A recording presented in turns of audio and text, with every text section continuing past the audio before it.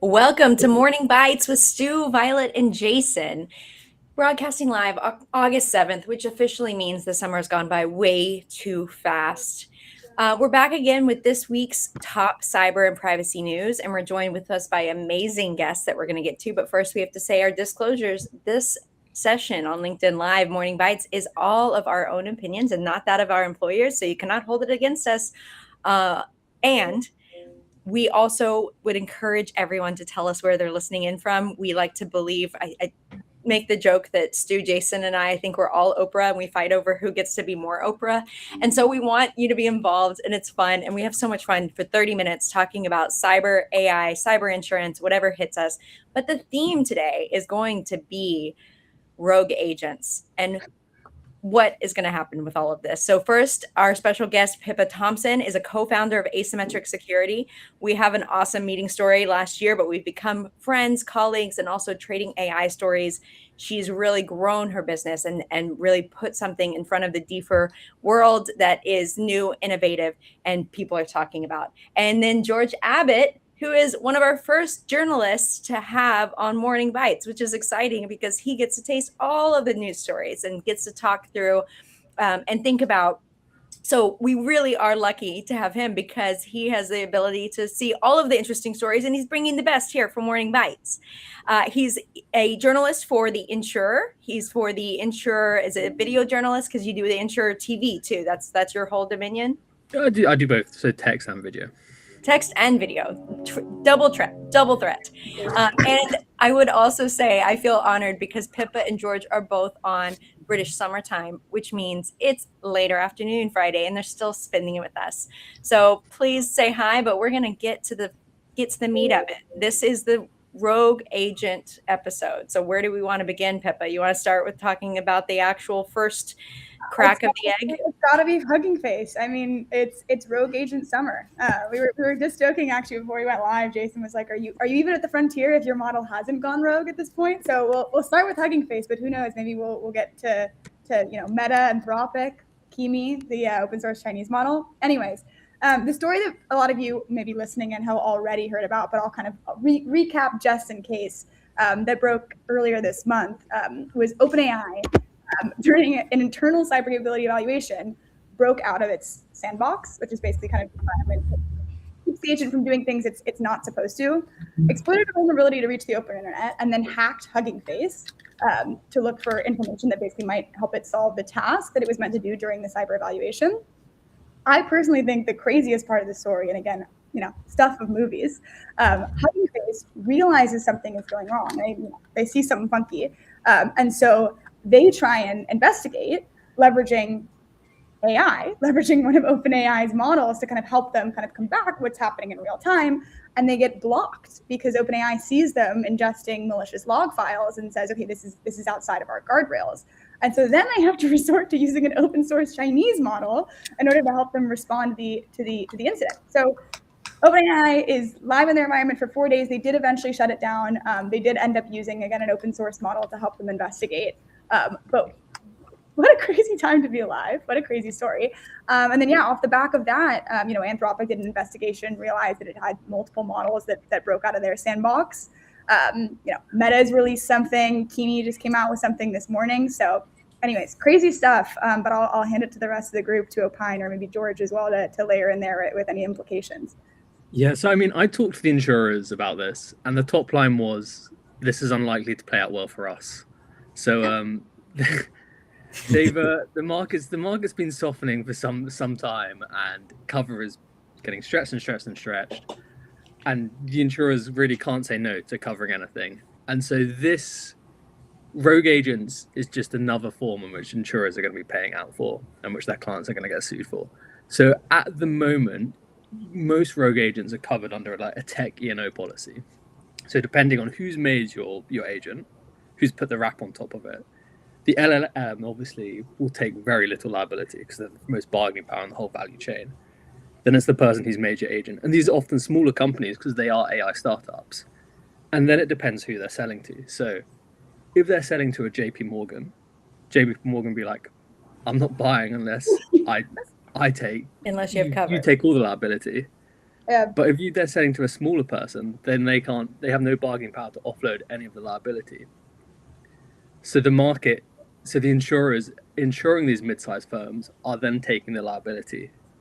So it's going to be very interesting. And the insurance industry is concerned, but they can't do anything because prices fall every year and they have to cover more and more. So I feel like I actually have good news for once for the insurance space, because I think this is actually largely overblown, right? So if we look at the rogue agents, the testing scenarios themselves, the safety guardrails were off, right? And at least for Anthropic, at least for OpenAI, Also for Meta, actually, as well. I think it was just OpenAI, and also same for Kimi. It was a misconfiguration of the environment. I think OpenAI was the only one where they were exploiting a vulnerability. So yeah, and then a 0 day at that, right? Now, for anyone that's using these models for security purposes, take Hugging Face as an example. Like, they were blocked. So we're getting a glimpse into what can go wrong when you have these things going out. And so I actually look at this as it's more of a threat for attackers using this to facilitate their attacks, which is nothing really new from what we've been dealing with over the last, say, 6 months, because we've seen China using agents to try to automate their attacks. We're starting to see some cyber criminals. And so I look at this as I'm more concerned from a frequency point of view. But from the agents going rogue, I sleep a little bit better. But like, we're looking at the most extreme example. We see it all the time where these agents are making smaller mistakes. So it's only a matter of time before it starts to compound. But like, I want to almost pull this back to reality of we're seeing examples of the worst case, no guardrails, but that's not what the consumer's getting. The real concern I have is take Kimi as an open weight model. You give that to the attacker, they can start messing with those guardrails and start to allow that to open up more. That's where we're going to see, in my opinion, more of that risk, just tying it to the existing cyber attacks. I was going to say, I don't know if I agree with you I think it's overblown in some ways. Again, like, it's fun to talk about rogue agent summer, and you're right. Most of them, got out because of a misconfigured environment. But I do think it's really interesting. And if you kind of dig deeper into particularly the OpenAI Hugging Face attack, they did a really interesting talk actually at Black Hat that I encourage everyone to watch. And this was like incredibly sophisticated offensive cyber behaviors that the models, like multiple agents were orchestrating themselves and coordinating. And I think the really scary thing here is, again, there are guardrails with these closed source models, so much so that actually defenders can't use them. And that's a whole other topic, right? How do we make these capabilities more available and better fine-tuned for defenders? But I mean, open source models generally are only about like 3 months behind closed source on trend. And so this is giving us a peek to where things may be going, and it may get a little crazy. I also think, to your point on the guardrails, Pippa, is like, what happens if there's a race to the bottom in terms of guardrails? No one likes to buy a product and be like, well, you can't use this. We're in a capitalist structure. You want to offer the product that people want the most, and that might be the one with the least guardrails. So, and jailbreaking. George, have you been playing with something that rhymes with Mabel? Not yet. I would just also mention, and to say that Jason's not that bad. This wasn't a situation where this was total sci-fi. Like this wasn't an agent gaining consciousness or trying to escape or anything like that. This was because the agent had a task, which was to reach a benchmark, and it was just doing the task the best possible way it could. And I think that's really an interesting takeaway. I think everyone's talking about it because it's such a good illustration about what might happen or what could happen given other circumstances. And I know you guys talk about the insurance side, but even from a legal side, it does raise a lot of questions that are just academically sort of fun to wrestle with. You can't. We do know that, oh well, the AI did it is not going to be a sufficient defense for your organization to take if it finds itself on the wrong side of one of these situations. And so, as you think through liability, think through things like control and authorization and expectations, because negligence really always boils down to what was foreseeable. And so as lawyers, I think we would start at always start at the basics. And as consumers, you please wonder, what is this technology capable of? And what am I doing to make sure that I'm aware of how I'm using it appropriately? Stu, tell me, you mentioned liability, and I think this is an off tweet that I haven't been able to like dig into or ask, but like, why is Hugging Face a part of this PR explosion happening of this, tell all of rogue agents instead of suing or filing suit against OpenAI? Well, I mean, I understand that, again, I don't know all the details, but it's been reported that OpenAI participated in the incident response and that it was a cooperative situation. And this is really good press, isn't it? The Palo Alto model of like, let's clean up our own mistakes. It was a cooperative situation where a lot of free tokens probably flowed after that. Yeah. I mean, George, what do you think? Is this a situation of all press is good press? Yes. I mean, I've tagged Hugging Face in two of my things, and they have the most adorable little emoji attached to it. I mean, it was like when they released when they released the Anthropic model, and it was only when they said it's too dangerous. It's too dangerous. You can't. I was like, that's the best comms job I've ever seen. It was like, our product's so good, it's a weapon that's going to end the world. Like, So I do think, they would have been able to cover it under the rug had they wanted to. So they clearly wanted this to get out. Yeah, I also think it's good that, I mean, it set off a chain reaction where other people started to do investigations. I mean, who knows whether Anthropic again would have realized this and something bad could have happened. I think also more good news, I guess, to bandwagon with Jason. One of the interesting takeaways from the Anthropic report, if anyone read that, is that the more sophisticated the models get, the more likely they were to self-regulate. So they would basically realize that like later versions of the model that they were doing something that was outside of the simulation of the task they were meant to do. They were like, oh crap, we have access to the open internet, and then they basically stopped the attack at that point, which is encouraging news. We're at least training our models to be a little bit more pro-social. Well, one thing that really irked me in all of this was a debate over semantics. So when the Hugging Face came out with their report first, and OpenAI came out and was like, okay, yeah, this was a rogue agent. There was a subset of AI nerds who were like, that was not a rogue agent, right? And so it was a trigger for me because factually they're kind of right. But it becomes this argument of semantics, meaning it wasn't rogue because it was doing the task that it was assigned to do.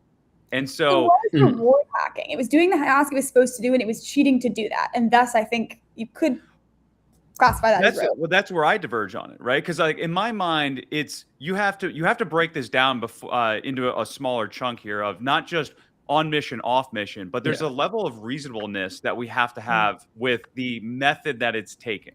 Yeah. Right. Because like, I don't think anyone would agree that's like, oh, if it was an intern that did the same exact thing, that intern would be in trouble. Like we would be upset with them. But, it was an agent. It was doing what we're supposed to do. It's crazy to me that we're starting to try to defend it and arguing over semantics right now when it's just like, we need to understand that this was not intended and it was an issue and we have to get our arms around it. Well, I don't know why sandboxing exists in the first place. Oh, sorry, Violet, were you going to say something? No, I was just going to say, I think the ultimate wording comes down to the end point. When marketing says, how are people going to understand this? Oh, what's the hot term?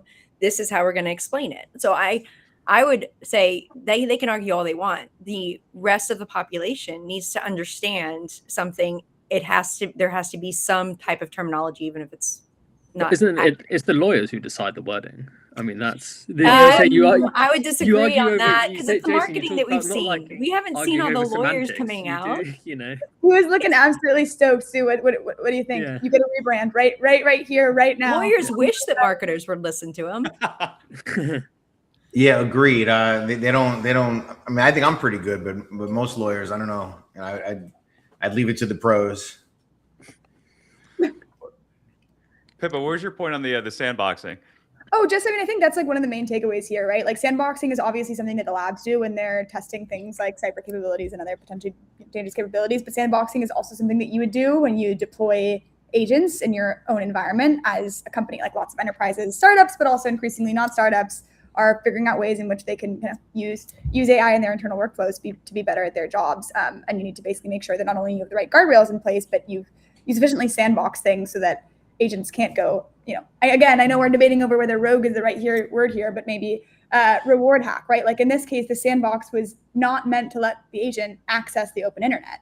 And so if that had been properly configured in basically every case except for OpenAI, there wouldn't have been an issue in the first place. And I think that's just one of the things, like an important takeaway for anyone that's looking to kind of implement AI within their own organization.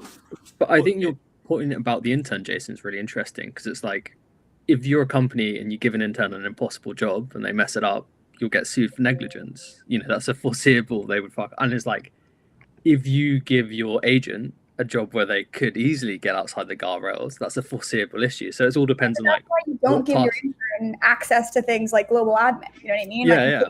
Sandbox. And I love the word sandbox. It's like a little kid, you know, playing in the sandbox. Well, I always tell people that the sandboxes right now for agents are more like a public beach, because it's really difficult to get that confined. Like perfect example, right? You have Anthropic, who had the miscommunication with their vendor where that allowed the outbound internet access. Great. Like misconfigurations happen all the time, right? Get that.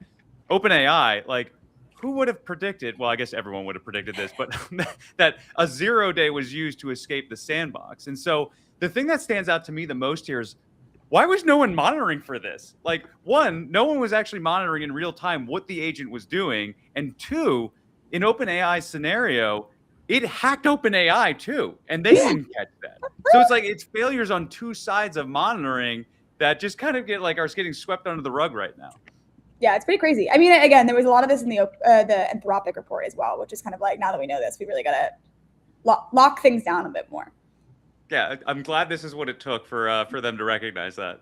Speaking about AI going beyond bounds, Jason, I read a story this week that AI is now being used on the bad side with the ransom negotiations. So instead of being able to play on any type of like human failing or normal negotiation, it's playing like literally by the book, calculating logic back and forth and leaving very little room for like actual negotiation. Where are they? Is it certain groups that are using this, or is it just? I'm sure it was. I looked at a headline and then I read a little bit.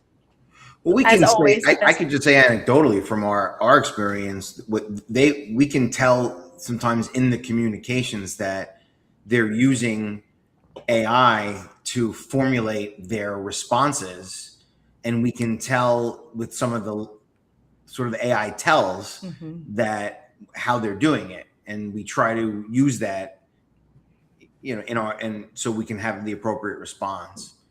I mean, what I would say is this entire conversation underscores a very basic, and it might be boring and mundane, but a very basic reality to any professional's current use of AI, which is you have to have a human in the loop at all times. It is not a judgment machine. It's not a discretion machine. That's still the human. And they are pattern recognition. They're doing complex tasks, but you have to be the person that's responsible. So maybe not for all software development and not for every application, but if you're a professional person using AI to help you be a better professional, make sure that you stay in the loop. I think that's right, but let me play devil's avocado here for a second. And look, I agree. I agree. Devil's avocado. I was inspired by your shirt, Stu. This is avocado shirt, colored shirt. It's an avocado shirt. You're right. Look, I mean, at my own company, right? You know, we're an AI native incident response firm. We are very adamant, not just that it's human in the loop, but it's human driven, right? We're leveraging these tools to make us better at our job, and that is by design. One, just in terms of where the models are at right now and their capability, but two, because of what we're doing. Similar to being a lawyer, you know, you need to be able to attest to these findings in court. You need to be able to walk someone through them. You know, sometimes like that type of scenario that does require the human in the loop. I think something very interesting that the OpenAI Hugging Face scenario highlighted is the speed at which the agents are attacking a system. You couldn't necessarily defend against that in real time, having a human in the loop in every part of the process. There does need to reach a point where we actually have built defensive capabilities such that you can deploy swarms of agents. You can be orchestrating them from the human side, but enabling them to take action so that you're able to respond in machine speed. And I think that that's something, again, we should be actively working towards. It depends on the scenario, right? In a similar way where sometimes, for example, you have alerting systems in the SOC and they'll automatically shut things down and they should be properly sandboxed. But I do think there are certain defensive situations where actually we do need to be kind of accelerating towards a future where we can respond without a human in the loop in order to kind of keep up with the attackers. I'm thinking about the production hits, and the first thing I thought about was like when I was in law firm world, when the server goes down, you like can't do anything. Server's down, you're done. Like that was 15 years ago, and now it's like, well, model's down, can't do work, get to go twiddle my thumbs. Like that's it. What about? I just blanked. Sorry. Keep going. I've got Oh a no, I was question. going to say, Jason, this is what we were talking about in terms of recently about not also having all the evidence, because not everyone has logs and there's not a lot of this tangible evidence that we have. So like, can you kind of go into that? Because I feel like there's still a lot missing, even if we're not able to stop it real time. Do we have even the tools to claw backwards? Yeah, I mean, the logging right now for agents, and when I'm talking about this, like, we have to separate out the type of agents we're talking about, right? Because there's like production agents that you're going to see where accountability for the company becomes even more important, where it's, think agents being used to automate workflows and tasks and all of that. You have the productivity agents or enterprise agents, things like Claude, Cowork, that sort of thing. Your general knowledge employee is going to be using that, even the coding agents.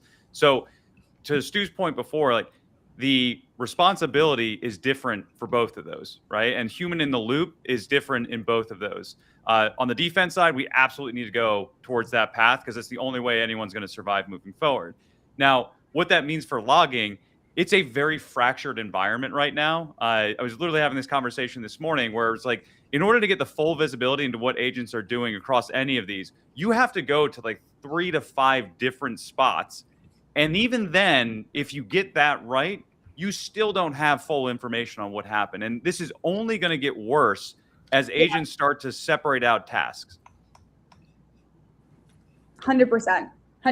I think it's so underrated. There's a lot of stuff, a lot of effort right now from an AI perspective going into dual use cyber capabilities. Like pen testing is an amazing example of this. Obviously, like whole Project Glasswing, like it's great if we can allow defenders to discover vulnerabilities, but it's also really great for attackers. I feel like we're really not doing enough on the like pure blue teaming side of things and thinking about, again, specifically within, forensics and incident response and these kind of pure non-dual use defensive capabilities. How can we put more effort there from an AI perspective, making the models better at those sorts of things?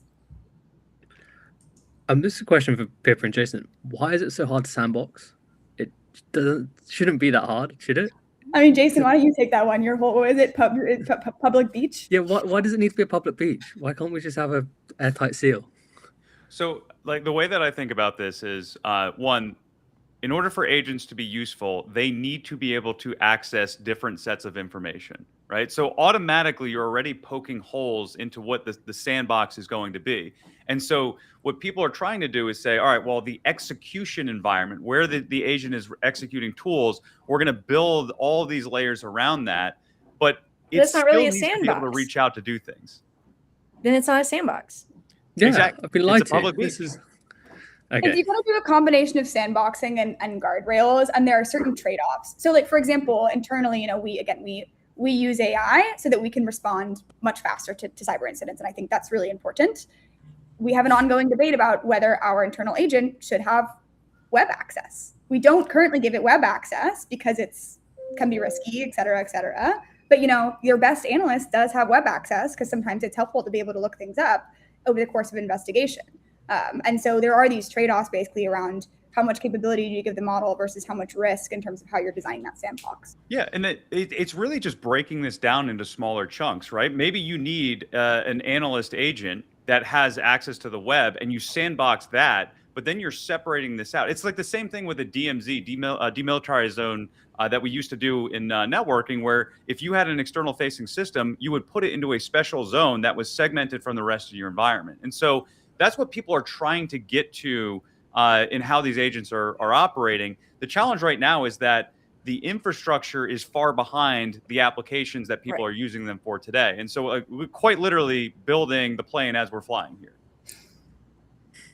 And then everyone has to ensure that. And yeah, and so the underwriters are trying to keep up with all of that and trying to how to capture that information on the application. I don't think I mean- applications are going to be able to catch up in the market. I feel like it's going to be all informal conversation and not. They don't even ask them actually- which large language models they base their like their agents on. I mean, the joke someone told me once, and they were like, you know, underwriters have just about understood cyber, and brokers have just about managed to pretend they understand cyber. Like, and then you throw in an AI on top of that. Like, the market's softening, and they're not. No one's really underwriting for it. They're just waiting for the losses to come through. It's crazy. Stu, I'm curious, how do you think about these sorts of things? I know Pearson Ferdinand is super tech forward, one of the first law firms to kind of adopt these capabilities in terms of how you deliver your own services. How do you guys think about guardrails and trade-offs and these sorts of things? So I know you mentioned human in the loop, but yeah, well, we're only permitted to use certain tools, and so there's no rogue, there's no shadow IT, there's no shadow AI permitted. And so that alone takes, some of the thinking away from it from the lawyer's perspective. And then we have, policies and procedures, which is pretty much how we give advice to other clients when they're wrestling with these issues as well. Is you cannot pretend like the tools don't exist, because you don't want to give up a competitive advantage or competitive edge. I've told the story on air before that we were talking to a law firm, and we were asking them some questions about how they're using AI, and the senior partner confidently told us that his lawyers don't use AI. And I laughed, and I was like, yeah, but the smart ones do. Yeah. And so I would say that the best way to manage this right now for the average business, and I like to bring this home back to the people, is with your policies and procedures, and sort of telling your folks what they can and cannot do with the tools, not to ignore reality and to not take advantage of all of this great technology, but do so deliberately and with appropriate disclosures. What do you see? Shadow AI is like super interesting now, because I'll tell you, a lot of people are asking for tabletops around shadow AI. Like, what Yes. problems can people get into, and what they want to think about the crisis, which I think is forward thinking. But people have it in their pockets. So even if you tell them not to do it and disable, like basically not allow them to go to some of their private accounts that have AI, you might be limiting a whole lot of data exfiltration or replication, but bad judgment could still come with that back and forth. Hey, listen, text. humans have been the weak link for all systems since the dawn of time. So wait, they have to own their own Yeah. consequences? Yeah, if you tell them what they can and cannot do, and you provide them with appropriate training, and you give them opportunity and tools, and you don't let them, sort of don't hold them back. Do you see the policies actually explicitly talking about their own accounts, their own phones, their own, like, is it very specific? It's more exclusionary. It's just, you are only permitted to use X, Y, and Z. No other technology is permitted to be used. So it's like we said, our firm, we have a process to evaluate some of these issues that we're talking about. We make sure that the vendor is secure, and they have the appropriate certificates, and they're insured the appropriate way, and everything's on file. It's when you're dealing with sensitive data, you have to act responsibly. So I hate talking about myself in the first person, but this is the advice that we would give to our clients as well. So I hope that answered that question. But I love this topic, and we do like wrestling with it, because the agents, that was an interesting case study. That's why the journalist ran with it last week, and there'll be more. There'll be more.